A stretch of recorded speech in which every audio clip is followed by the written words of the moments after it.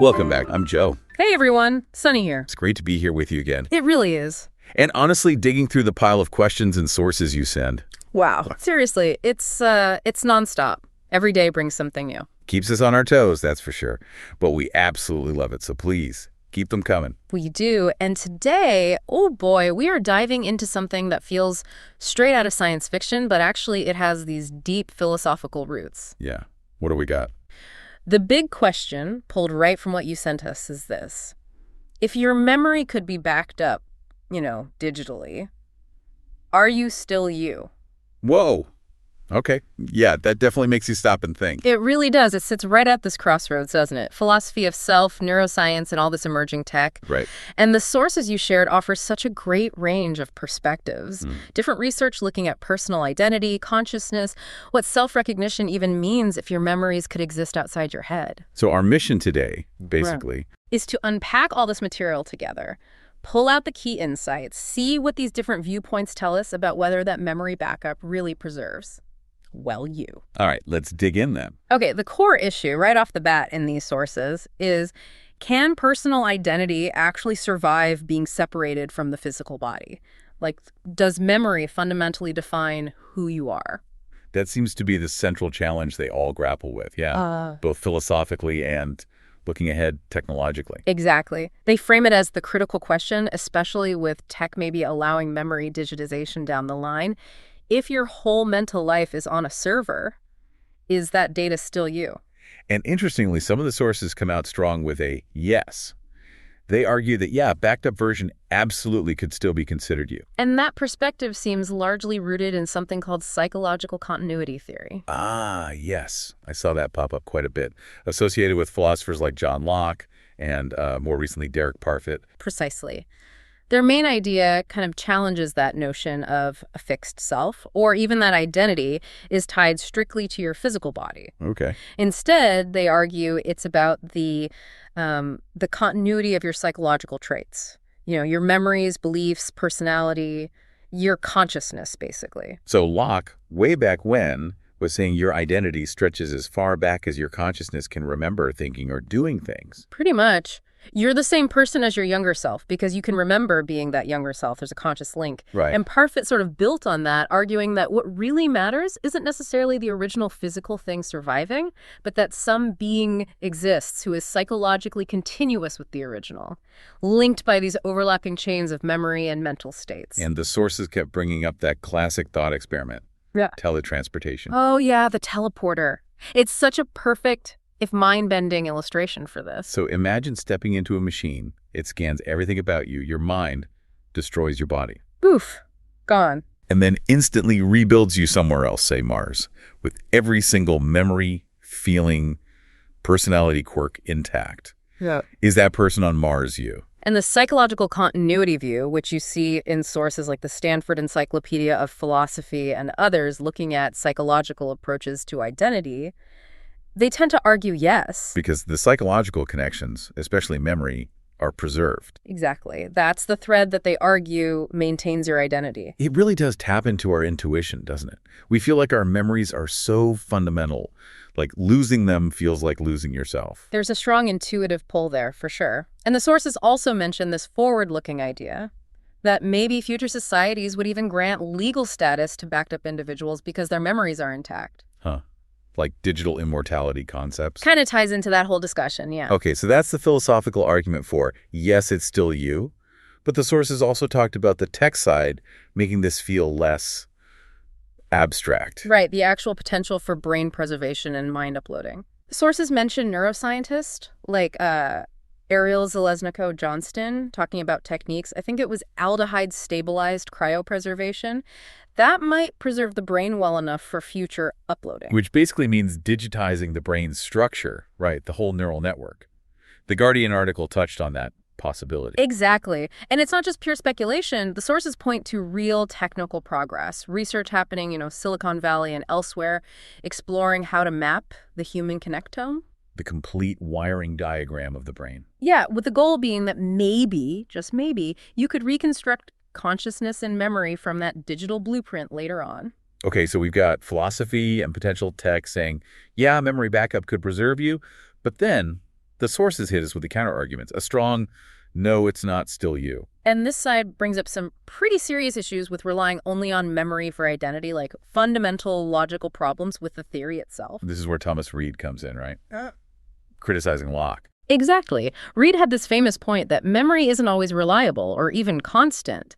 But critically, he argued memory isn't transitive. Not transitive. What does that mean, practically? Okay, think about it like this. Maybe your 50-year-old self remembers being 20, and your 20-year-old self remembered being 5. Locke's theory implies the 50-year-old is the same person as the 20-year-old, who's the same as the 5-year-old, so the 50-year-old must be the same as the 5-year-old. Makes sense so far. But Reid's point, highlighted in one of the sources, is what if the 50-year-old has absolutely no memory of being 5? If identity only depends on a direct memory link, does that mean they're suddenly not the same person anymore? It shows memory might be too fragile to be the only thing holding identity together. If you forget enough, does part of you just cease to exist in that chain? That's the challenge Reid laid out. And modern neuroscience makes it even tougher for the memory-only view. Well, the sources emphasize that memory isn't like a stable video recording. It's plastic, malleable. It gets reshaped by later experiences, and we can even form completely false memories. Right, I've read about that. Eyewitness testimony issues and all that. Exactly. So if you back up your memory, you might not be getting a true or complete picture anyway, which kind of undermines basing your entire identity on this potentially flawed data set. It definitely adds a layer of uncertainty. Okay, what other arguments did the no side have? A big one is the idea that the body and consciousness are inseparable. Meaning identity isn't just mental stuff, it's tied to your physical being. Yeah. The argument is that personal identity is deeply connected to this specific body and how it experiences the world, senses, emotions, that physical feeling of being you. Like the specific way your heart feels when you're nervous or how your hand feels warmth. Exactly that. So this perspective argues that even if you perfectly copy all the memories and psychology onto a different platform, another body, a computer, whatever, it's missing the original body's unique way of being conscious. So it wouldn't really be a continuation of the original person. It'd be a new being, according to this view. A very convincing copy, maybe, but still new, because the embodied experience is different. Okay, wow. Clearly no easy answers here. The sources then really seem to dig into the paradoxes this creates. They absolutely did, and maybe the most challenging one is the replication problem.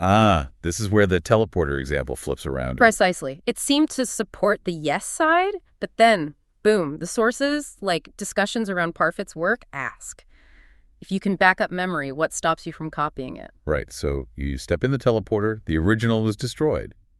But maybe the machine makes 10 copies on Mars instead of 1. Or even just 2. All perfectly identical, all with your memories and personality right up to that moment. Which one, if any, is the real you? They all have the same claim based on psychological continuity. Exactly. It makes it incredibly hard, maybe impossible, to single one out as the continuation. It kind of blows up the idea that just having the same psychology is enough for personal identity, for that unique feeling of I. And this problem leads directly to other theories the sources mentioned, like the body theory. Yeah, the view championed by philosophers like Erik Olson.